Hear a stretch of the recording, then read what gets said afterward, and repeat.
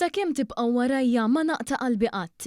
Aċċenna l dan il-Prim Ministru mexxej Laburista Robert Abela quddiem folla sabiħa ta' nies f'Ħażabbar, propju fl-aħħar ġimgħa ta' din il-kampanja elettorali li se twassal għall-elezzjoni ġenerali ta' nhar is-Sibt li ġej.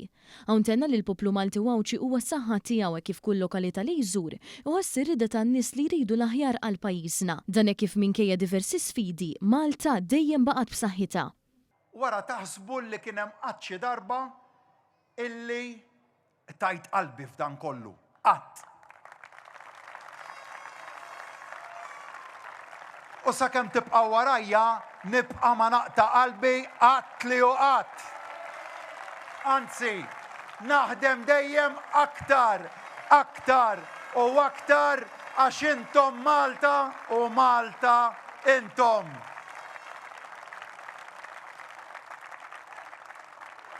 Waqt id-diskors tiegħu Dr. Abela qal kif minkejja l-isfidi kollha, Gvern Laburista bena l-aqwa magna ekonomika fl-Ewropa u spiċċa l-aktar pajjiż li ħoloq impjiegi għall-familji tiegħu. Fil-fatt fl-eqel ta' kriżi globali ċertifikati għal Malta baqgħu ġejjin. Hawn naċċenna d-differenza bejn il-partiti politiċi taqtuh il-qalb li qalu li ma jistax ikun li Gvern Laburista jibqa' jagħti s-sussidji u li jekk jolew il-prezzijiet barra jolew hawn Malta. Imma hawn il-Prim Ministru tenna li għax bqajna maqudin stajna nkomplu għaddejjin. Però hawn qal kif Malta tibqa' l-aqwa jekk tibqa' mexxija mis-sewwa. Tafu kemm hemm paġni fil-programm elettorali tal-Partit Nazzjonalista fuq l-IVF? Xejn. Baħ. Lanqas faċċata waħda.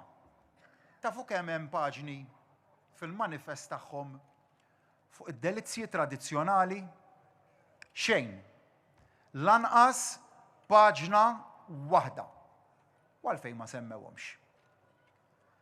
Għalhekk kif mu nissew ma ta' ngħidilkom ma neħdu xejn for granted, jekk tidu tibqgħu tgawdu dak li għandkom, anzi tgawdu aktar, għatu il-fiduċja lil min lilkom jarakom ta' priorità.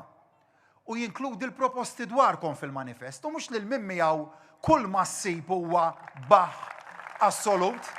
Hawn il-Prim Ministru sema ħemel ta' proposti li se jwettaq il-Partit Laburista jekk jerġa' jingħata l-fiduċja tal-poplu.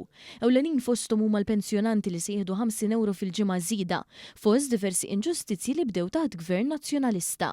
Sa dan it-tant tkellem dwar kif mill-ġuf Gvern Laburista għandu l-aktar manifest ambizzjuż fl-istorja ta' dan il-moviment li jibda mill-bonus ta' twelid li se jitlaq għal 5,000 euro. Imbagħad il-ġenituri li jistgħu iqattaw l-ewwel sena mawliedhom mingħajr ebda telf ta' dħul u wara 28 ġranet talif aktar fis-sena.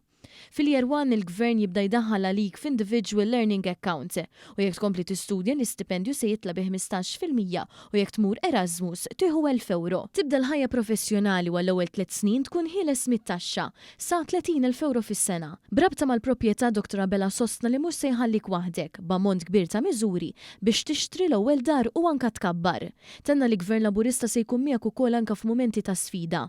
Jekk uliedek ibatu minn diżabilità jew minn xi kundizzjoni neurodiverġenti, il-pis finanzjarju ta' terapija se jkun fidejn il-Gvern. Da minn barra li kull sena li taħdem se tieħu 1,000 euro super bonus. Bid-differenza sostna li Partit Laburista għandu pjan ċar li permezz tiegħu il-ħolma tiegħek se ssir il-proġett tagħna biex ħajtek tkun isbaħ, eħfef u aħjar.